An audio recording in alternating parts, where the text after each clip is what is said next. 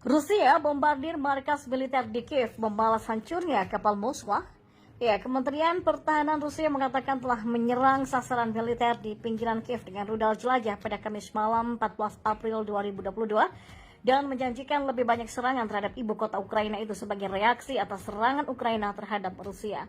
Rusia mengatakan pasukannya juga telah mengambil kendali penuh atas pabrik baja Ilyich di kota pelabuhan Mariupol yang terkepung pasukan Rusia selama berminggu-minggu. Ledakan kuat terdengar di Kiev pada hari Jumat yang tampaknya menjadi salah satu paling signifikan di sana sejak pasukan Rusia ditarik kembali dari daerah itu pada awal bulan ini dalam persiapan untuk pertempuran di selatan dan timur. Ledakan itu dilaporkan terdengar setelah Kementerian Pertahanan Rusia mengumumkan bahwa Moskva, kapal utama armada Laut Hitam Rusia, telah tenggelam saat sedang ditarik setelah mengalami kerusakan parah. Ukraina mengklaim kerusakan kapal adalah akibat dari salah satu serangan misilnya. Kementerian Pertahanan Rusia hanya berbicara tentang kebakaran yang terjadi dan amunisi yang meledak. Kementerian Pertahanan Rusia mengatakan dalam pernyataannya bahwa serangan rudal semalam di Kiev telah menghantam pabrik Vizar di tepi ibu kota Ukraina yang katanya membuat dan memperbaiki rudal termasuk rudal anti kapal.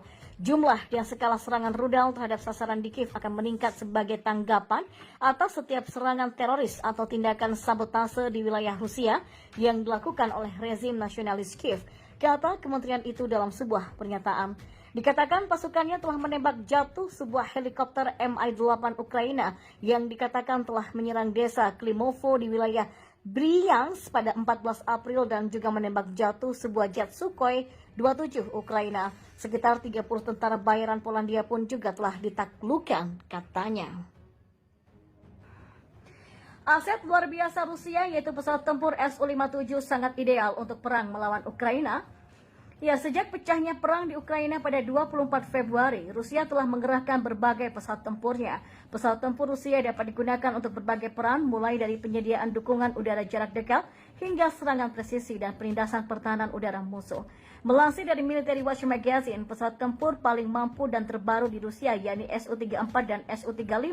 Keduanya telah dikerahkan untuk operasi udara ke darat di Ukraina.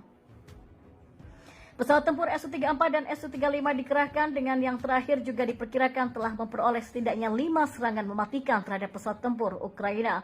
1 penembakan Su-34 telah dikonfirmasi dan 1 tembakan jatuh Su-35 dilaporkan.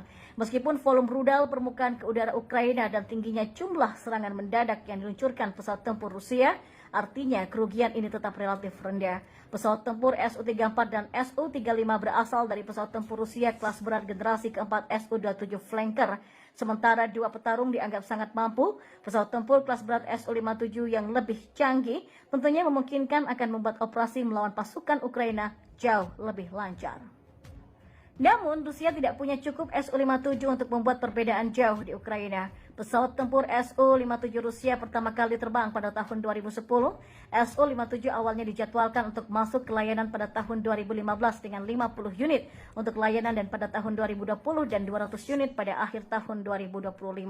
Dengan sektor pertahanan Rusia yang menghadapi masalah berkelanjutan dengan penurunan bahkan 25 tahun, setelah runtuhnya Soviet dan Su-57 kurang mendapatkan dukungan dari basis industri besar atau sektor teknologi dan punya dana yang relatif sedikit. Pesawat tempur ini baru memasuki produksi serial pada tahun 2019 dan bergabung dengan Angkatan Udara pada Desember 2020. Pergeseran pos tujuan program karena Su-57 semakin ditetapkan tugas untuk melawan jet tempur generasi ke-6 yang akan datang daripada jet generasi ke-5 seperti F-22 dan F-35. Yang Kementerian Pertahanan Rusia menyatakan keyakinannya Su-57 dapat menangani pengembangan lebih lanjut yang berkepanjangan karena pesawat ini dimaksudkan untuk mengintegrasikan berbagai teknologi yang baru. Rusia lenyapkan peluncur S-300 yang dipasok Eropa di Ukraina. Rusia menghancurkan peluncur anti pesawat S-300 yang dipasok asing dalam sejumlah serangan presisi di Ukraina. Kementerian Pertahanan Rusia mengklaim hal itu pada Senin 11 April 2022. Beberapa hari sebelumnya, Slovakia melaporkan menyumbangkan baterai rudal pertahanan udara S-300 lama buatan Soviet kepada Kiev dalam pengerahan regulernya tentang aksi militer yang sedang berlangsung di Ukraina. Kementerian Pertahanan Rusia melaporkan militer menghancurkan hanggar di pinggiran selatan kota Dnepropetrovsk dan di mana peralatan dari baterai S-300 dipasok ke rezim Ukraina oleh salah satu dari negara-negara Eropa disembunyikan. Rentetan rudal kaliber yang diluncurkan dari laut menghancurkan 4 peluncur S-300 dan sebanyak 25 tentara Ukraina dalam serangan pada Minggu. Papar juru bicara Kementerian Pertahanan Rusia Mayor Jenderal Igor Konashenkov. Dia menggunakan nama lama kota itu yang oleh otoritas Ukraina diganti dengan Dnipro pada 2016 untuk menjauhkannya dari periode Soviet dalam sejarah negara tersebut. Pejabat Rusia itu juga melaporkan menghancurkan radar penargetan S-300 dalam serangan udara presisi semalam yang terpisah di dekat Uspenovka. Sang jenderal tidak merinci desa mana dari beberapa nama itu di Ukraina yang dia maksud dan tidak mengatakan apakah radar itu adalah bagian dari baterai yang dipasok oleh negara asing. Jumat lalu, Slovakia mengumumkan mereka telah menyumbangkan satu-satunya baterai S-300 ke Ukraina. Sistem senjata adalah bagian dari persenjataan warisan anggota NATO dari masa lalu Soviet. Tidak jelas seberapa banyak kendaraan militer yang dikirimkan ke Ukraina.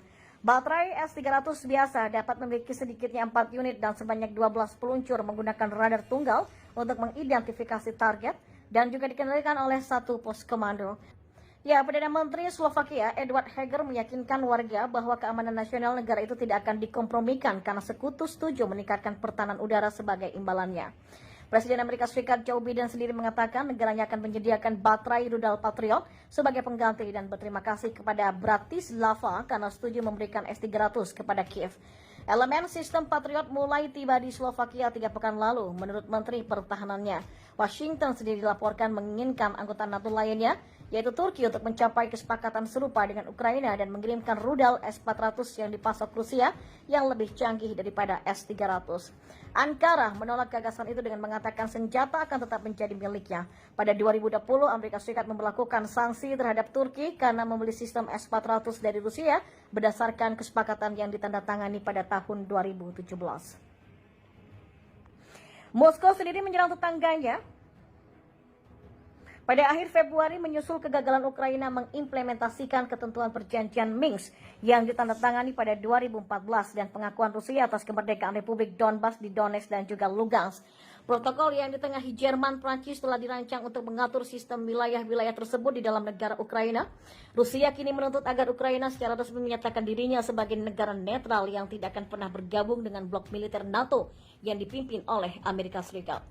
Kiev menegaskan serangan Rusia benar-benar tidak beralasan dan membantah klaim bahwa pihaknya berencana merebut kembali kedua republik dengan paksa.